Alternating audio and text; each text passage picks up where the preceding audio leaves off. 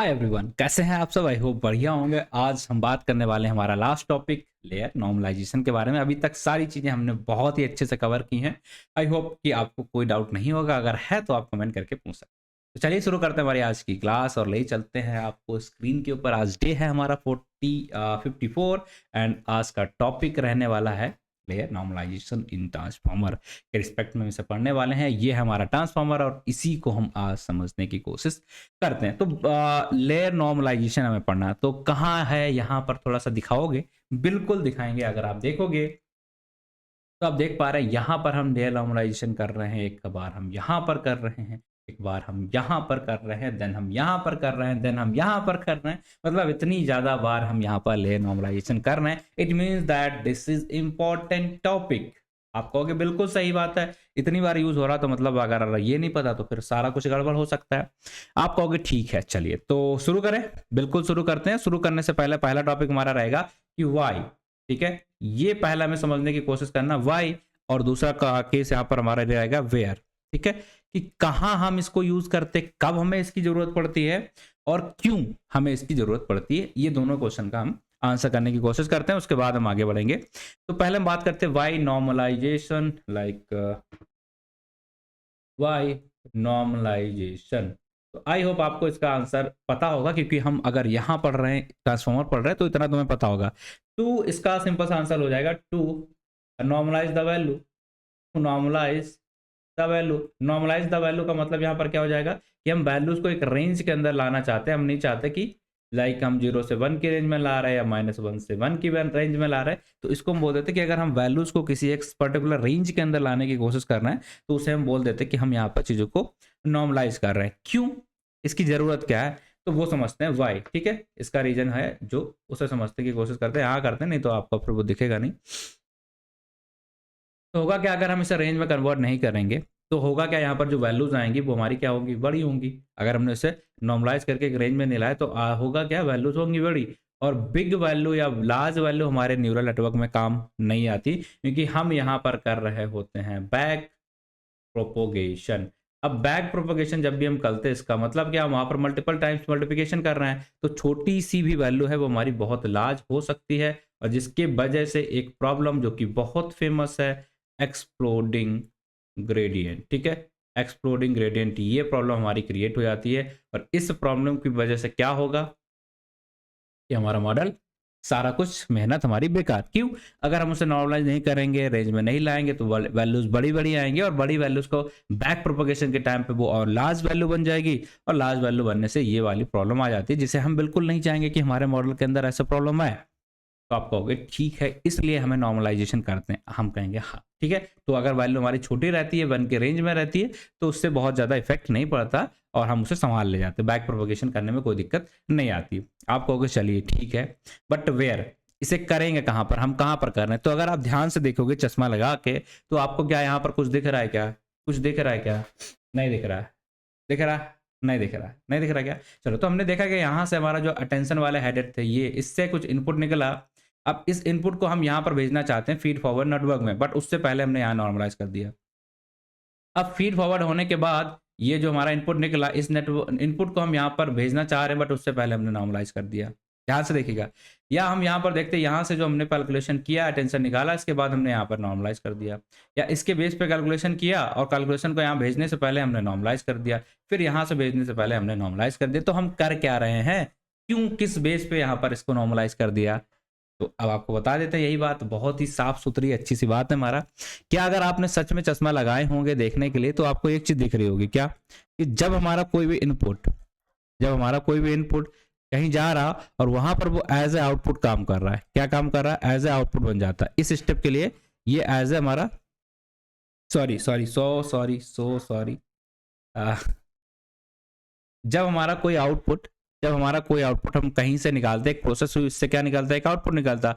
अब ये आउटपुट दूसरे स्टेप में एज ए क्या बन जा रहा, इनपुट बन जा रहा। ठीक है, यही तो हो रहा है ना हर जगह, कि जैसे हमने यहाँ पर आउटपुट निकाला और ये आउटपुट इसके लिए इनपुट है, तो उसके बीच में नॉर्मलाइज कर दिया।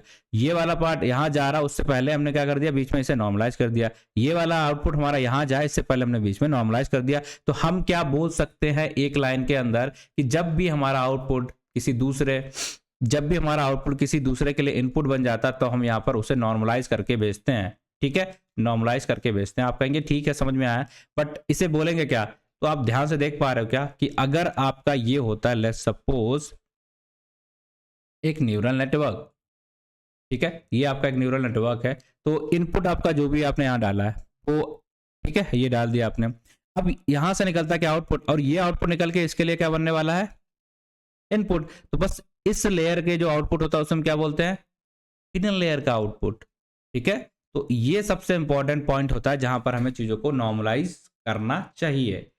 क्यों? क्योंकि हमें पता हो गया ना भाई कि यह आउटपुट आगे चल के इसके लिए इनपुट बनने वाला है, और इनपुट की अगर वैल्यूज हमारी बड़ी होंगी तो फिर सारी चीजें बढ़ती चली जाएंगी और उसकी वजह से प्रॉब्लम क्रिएट हो जाएगी। तो वहां पर हमें क्या करना पड़ता है? बड़ी ना हो उसके लिए हम क्या कर देते हैं? इसे नॉर्मलाइज कर देते हैं।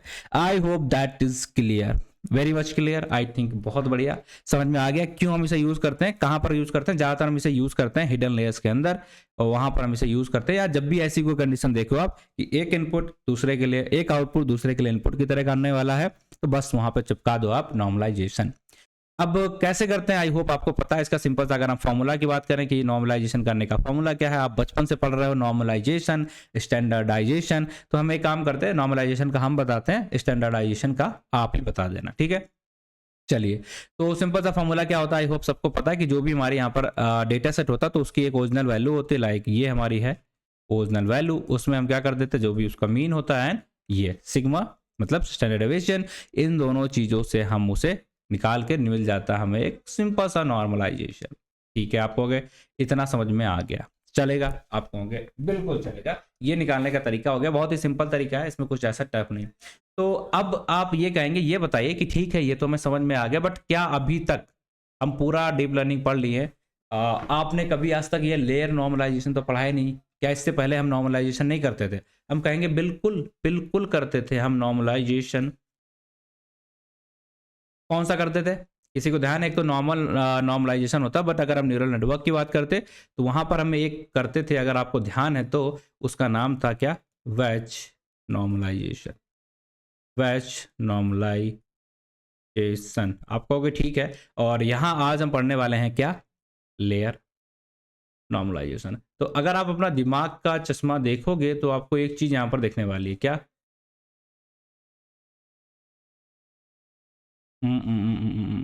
ठीक है, देखो ऑफलाइन मत हो ना, बस मैं मजे के लिए ऐसे बोल रहा हूँ दिमाग का चश्मा। ठीक है, ऐसा मेरा कोई इंटेंशन नहीं कि आप जाओ अपना दिमाग का चश्मा खोलो, ऐसा कुछ। ठीक है, तो वेस्ट नॉर्मलाइजेशन से इन वर्ड से आप क्या कुछ कुछ भी यहाँ पर प्रेडिक्ट कर पा रहे हो क्या? कुछ भी आपको यहाँ पर समझ में आ रहा है? हाँ, एक चीज समझ में आ सकती है, वो क्या है?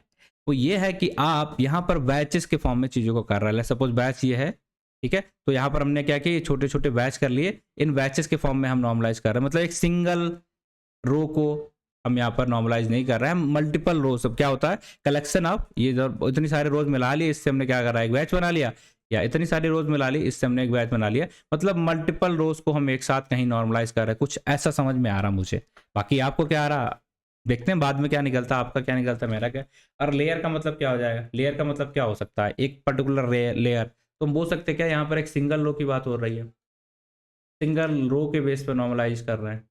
आप कहेंगे हाँ ये तो बेसिक है ना, सिंगल को हम पहले पढ़ते हैं बाद में ये करते हैं। नहीं, इसमें और भी कुछ चीजें हैं वो समझने की जरूरत पड़ती है। तो ये हम रो के फॉर्म में क्यों कर देते हैं या इस फॉर्मेट में क्यों कर देते हैं? अब यहाँ पर हम मल्टीपल बैच को एक एक साथ लेते हैं, तो ये तो अच्छा हुआ ना हमारा, ये तो अच्छा हुआ ना कि हम एक एक करें, उसमें ज्यादा टाइम लगेगा। तो इससे बेटर ये होगा कि मल्टीपल को एक साथ में कर लें, 5-6 को कर लें, और 10-10 को कर लें, 100-100 को कर लें, और उसके बेस पे चीजें हमारी स्पीड अप हो जाएंगी। हम कहेंगे बिल्कुल सही बात है, इसीलिए ये इसमें ऐसा होता है, इसीलिए। ठीक है, इसीलिए we are using this, we are using this. तो आप कहोगे तो फिर ये क्यों, वाई दिस? तो अब आपको बताते हैं, एक कंडीशन दिखाते हैं। अब उस कंडीशन को आप खुद ही बताइएगा कि आप इस कंडीशन में होते तो आप क्या सपोर्ट करते। डन है क्या? चलिए डन है। अब हम यहाँ पर एक डेटा सेट बना लेते हैं, उस डेटा सेट के बेस पे आपको समझ में आ जाएगा कि हम क्या कहना चाह रहे हैं।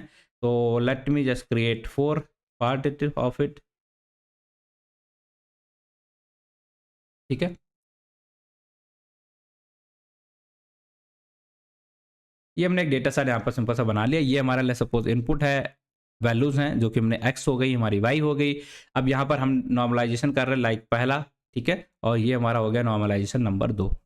अब आप कहेंगे कैसे, ये क्या कह रहे हो, तो हम छोटा सा यहाँ पर एक न्यूरल नेटवर्क बना लेते हैं लाइक ये, और इसके बेस पे हमारा ये आपस में कनेक्टेड है, ये इधर कनेक्टेड है, और इसके बेस पे ये वाला हिडन लेयर है, ठीक है, ये वाली हिडन लेयर है। तो जैसे हमने यहाँ पर इनपुट डाला है, लेट्स सपोज 2 3 4 5, इधर भी हमने डाल दिया, कुछ भी रैंडमली ऐसे हमने डाल दिया, ये x की वैल्यू होगी, ये y की वैल्यू होगी। तो हमने क्या किया, एक बार में दोनों दोनों को उठा के हम यही से तो डालते हैं ना, इसको उठाएंगे, ये डाल देंगे यहाँ पर, इसके बेस पे यहाँ पर दो हमारे नॉर्मलाइजेशन वो हिडन लेयर के आउटपुट आते हैं, उनको हमने क्या कर लिया, यहाँ पर नॉर्मलाइज करके डाल लिया। तो नॉर्मलाइज करने का फॉर्मूला क्या होता है, आई होप आपको पता है क्या, कि जो भी ओरिजिनल माइनस ये अपॉन ये हो गया नॉर्मलाइजेशन का फॉर्मूला। इसके ऊपर आप फॉर्मूला लगाओगे, उसके बेस पे आपने यहाँ पर लेट्स सपोज कुछ वैल्यूज फिल कर दी।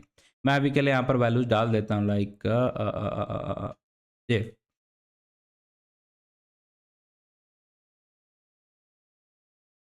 ठीक है, तो ये हमारा हो गया। अब हमने क्या करना है भाई, बैच नॉर्मलाइजेशन में पढ़ेंगे, एक एक करोगे आप। तो बैच नॉर्मलाइजेशन का मतलब क्या होगा कि हम कलेक्शन बनाना चाहते हैं। तो हमने क्या किया, ये हमारे हिडन लेयर 1 है, इसको सारी चीज़ों को हमने क्या करा, एक बैच में कन्वर्ट कर लिया, ये हमारा बन गया बैच, मतलब मल्टीपल रोज हमारी आ गई। ये इतना नहीं बनेगा कि 4 लाइन का बनता, आपको बड़ा डेटा सेट होगा तो उसमें आप छोटे छोटे यहाँ पर बैच बना सकते हो, इतने लाइक ये। तो यहाँ पर हमारे इतने, तो हम इसको एक पूरा एक बैच कंसीडर कर रहे हैं, ठीक है। तो इसको करने के बाद आपका क्या फॉर्मूला होता है, क्या आप यहाँ पर निकालना चाहते हो, सो इन सारी चीज़ों को मिक्स करके आपको यहाँ पर दो ही चीज़ें चाहिए, क्या, μ1 एंड σ1, और इससे हमें आपको क्या चाहिए यहाँ पर, μ2 एंड σ2। आप कहेंगे ठीक है निकाल लेंगे, कोई दिक्कत आएगी, हम कहेंगे नहीं, ठीक है। इसी तरीके से निकालते तो हमने क्या किया, इस पूरे वैल्स को, इस पूरी लाइन को हमने क्या करा यहाँ पर, नॉर्मलाइज कर लिया, यही तो किया है। आप कहेंगे हाँ चलेगा, इसमें समझ में आ रहा है कि ये वाली लाइन होगी, ये हो गई, इसको बैच इसीलिए बोलते हैं क्योंकि मल्टीपल रोज को हम यहाँ पर निकाल रहे हैं, मल्टीपल रोज को एक साथ कर रहे हैं, और उसके बेस पे हमने ये अपना निकाल लिया वैल्यू जो भी हमें चाहिए थी, ये हमारा काम हो गया। अब फाइनल वैल्यू कैसे निकालते हैं, अल्फा वगैरह वो निकालते हैं, आई बिलीव वो सारी चीज़ें आपको पता है, ठीक है।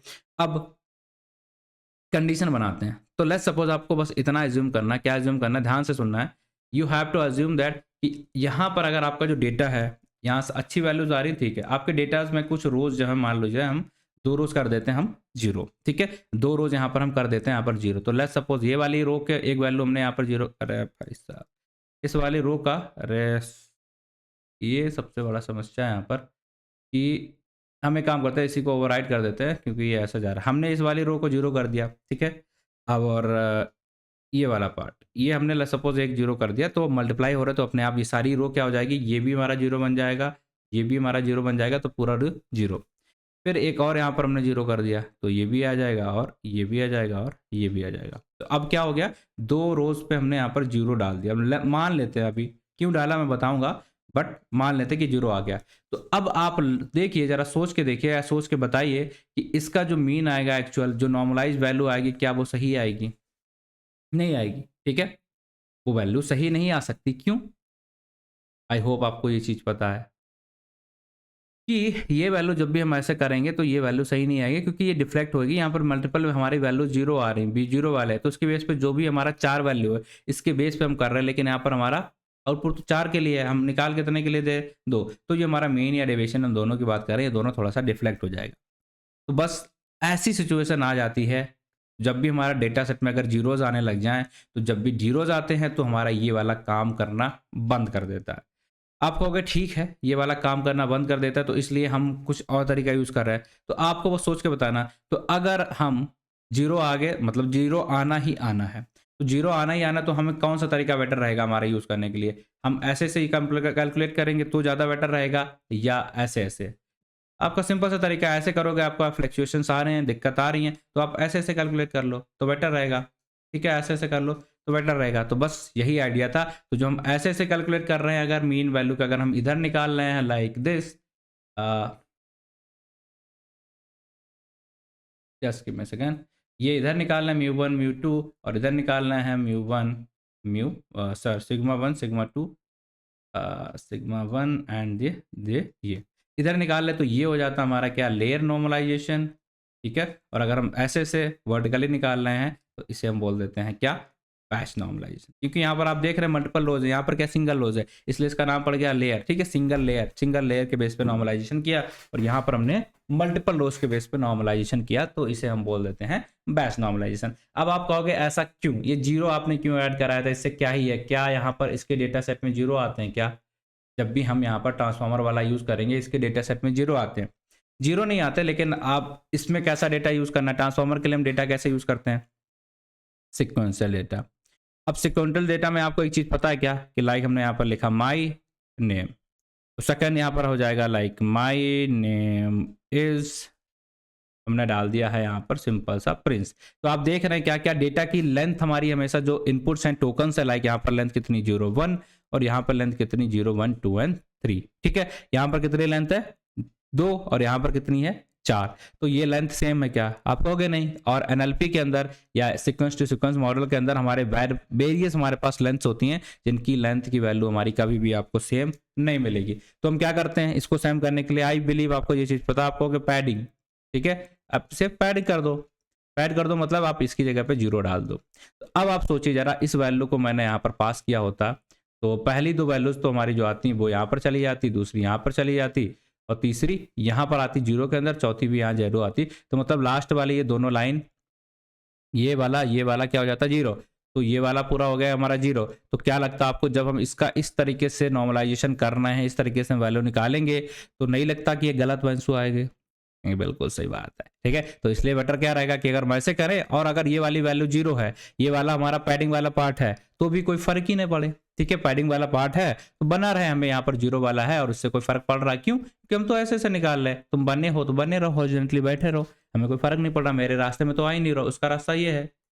तो इसलिए हम क्या करते हैं, सीक्वेंस टू सीक्वेंस मॉडल या ट्रांसफार्मर में यूज कर लेते हैं हमारा क्या, लेयर नॉर्मलाइजेशन।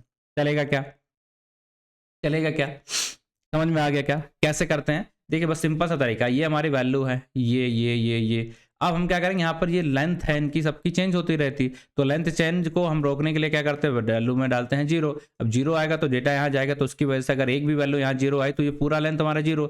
और अगर ये पूरा 0 हो गया तो अगर हम ऐसे ऐसे कैलकुलेट कर रहे हैं वैल्यू अपनी मेन और डेविएशन की, तो वो इफेक्ट हो जाएगी, तो हम नहीं चाहते। तो हम क्या करेंगे, ऐसे ऐसे कैलकुलेट कर देंगे, बस इसी नॉर्मलाइजेशन को हमने बोल दिया यहाँ पर लेयर नॉर्मलाइजेशन। तो आप कहेंगे ठीक है, इतना अच्छा लगा, हमने इसके बारे में ये भी सारी चीज़ें देखी हैं, यहाँ पर जानी है कि नॉर्मलाइजेशन क्यों करते हैं, ताकि हम वैल्यू को यहाँ पर रेंज में ला पाएँ, उसकी वजह से एक्सप्लोडिंग ग्रेडियंट प्रॉब्लम हमारी रुक जाए। क्या बस एक ही फ़ायदा होता है क्या इसका, क्या और कोई मल्टीपल फ़ायदे नहीं है। समझ में तो आ गया लेयर नॉर्मलाइजेशन इंपॉर्टेंट है, बट इतनी बार कर रहे हैं, ठीक है, तो सिर्फ एक फ़ायदे की वजह से कर रहे हैं क्या, नहीं, इसके और भी बहुत सारे मल्टीपल फ़ायदे भी होते हैं। कौन कौन से मल्टीपल फ़ायदे होते हैं वो आपको चलिए थोड़ा सा और बता देते हैं, इनके नाम लिख देते हैं यहाँ पर। लाइक तो ये देखिए आप, अगर आपका डेटा थोड़ा सा स्मॉल होगा तो आपको कंप्यूटेशनल कॉस्ट थोड़ी कम लगेगी, क्या आप कहोगे हाँ। तो इससे क्या होता है, आपकी कंप्यूटेशनल जो कॉस्ट होती है वो थोड़ी सी कम हो जाती है, फायदा नंबर 2। फायदा नंबर यहाँ पर हो जाता है covariant shift, internal internal covariant shift. फायदा नंबर 2 हो जाएगा आपका इंटरनल कोवेरिएंट शिफ्ट। फायदा नंबर 3, अब ये क्या होता है internal covariant shift, I hope आप यहाँ तक अगर आए हैं तो आपको ये पता होगा।